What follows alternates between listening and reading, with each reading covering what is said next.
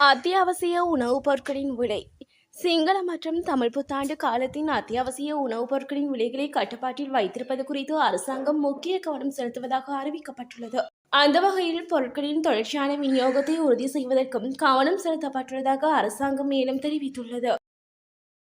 நாளைய மின்வெட்டு தொடர்பில் வெளியான புதிய அறிவிப்பு. நாட்டில் நாளைய தினம் மின்வெட்டு நடைமுறைப்படுத்தப்படாது என இலங்கை மின்சார சபை தெரிவித்துள்ளது. தற்போதைய மின்சார தேவையை நிர்வகிக்க முடிந்ததால் இந்த தீர்மானம் மேற்கொள்ளப்பட்டுள்ளதாக சபை தெரிவித்துள்ளது. நாடு முழுவதும் இன்று 90 நிமிட மின்வெட்டு நடைமுறைப்படுத்தப்பட உள்ளதாக இலங்கை மின்சார சபை தெரிவித்துள்ளது. அனுர அரசின் அதிரடி.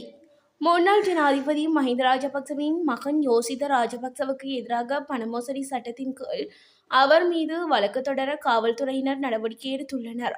2016ஆம் ஆண்டு முதல் நடத்தப்பட்ட விசாரணைகளுக்கு அமைய யோசித ராஜபக்சவுக்கு பணம் எவ்வாறு கிடைத்தது என்பது குறித்து நியாயமான விளக்கத்தை வழங்க தவறியதால் இந்த நடவடிக்கை எடுக்கப்பட்டுள்ளதாக கூறப்படுகிறது. காசாவில் சிறை வைக்கப்பட்டுள்ள பணிய கைதிகள்.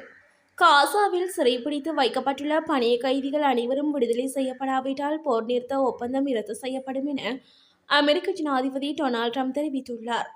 அமெரிக்காவின் ஓவல் அலுவலகத்தில் ஊடகவியலாளர்களிடம் கருத்து தெரிவிக்கும் போதே மேற்கண்டவாறு கூறினார்.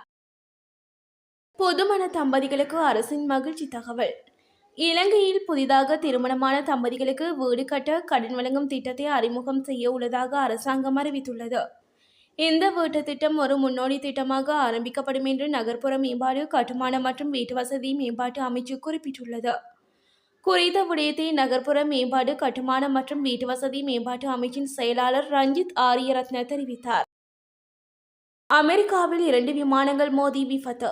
அமெரிக்காவின் அரிசோனாவில் உள்ள விமான நிலையத்தில் 2 ஜெட் விமானங்கள் மோதி விபத்து ஏற்பட்டுள்ளதாக அந்த நாட்டு ஊடகங்கள் தெரிவித்துள்ளன. விமான நிலையத்தில் தரையிறங்கும் போது ஒரு ஜெட் விமானம் ஓடுபாதையில் இருந்து விலகி விமான நிலையத்தில் நிறுத்தப்பட்டிருந்த மற்றொரு ஜெட் விமானத்துடன் மோதியதில் இந்த விபத்து ஏற்பட்டதாக வெளிநாட்டு ஊடகங்கள் செய்தி வெளியிட்டுள்ளன. மன்னார் துப்பாக்கிச்சூட்டு விவகாரம். மன்னார் நீதிமன்றத்திற்கு முன் இடம்பெற்ற துப்பாக்கிச்சூட்டு சம்பவத்துடன் தொடர்புடையதாக கைது செய்யப்பட்ட சந்தேக நபர்களையும் எதிர்வரும் 24ஆம் தேதி வரை விளக்கமறியலில் வைக்குமாறு உத்தரவிடப்பட்டுள்ளது. மன்னார் நீதிமன்றத்தில் நேற்று குறித்த வழக்கு விசாரணைக்கு எடுத்துக் கொள்ளப்பட்ட போதே நீதவான் இந்த உத்தரவை பிறப்பித்துள்ளார். கைது செய்யப்பட்ட 7 சந்தேக நபர்களில் ஏற்கனவே 5 சந்தேக நபர்கள் அடையாள அணிவகுப்பிற்கு முற்படுத்தப்பட்ட நிலையில் ஏனைய 2 சந்தேக நபர்களுக்குள் ஆள் அடையாள அணிவகுப்புகள் நேற்றைய தினம் இடம்பெற்றுள்ளது.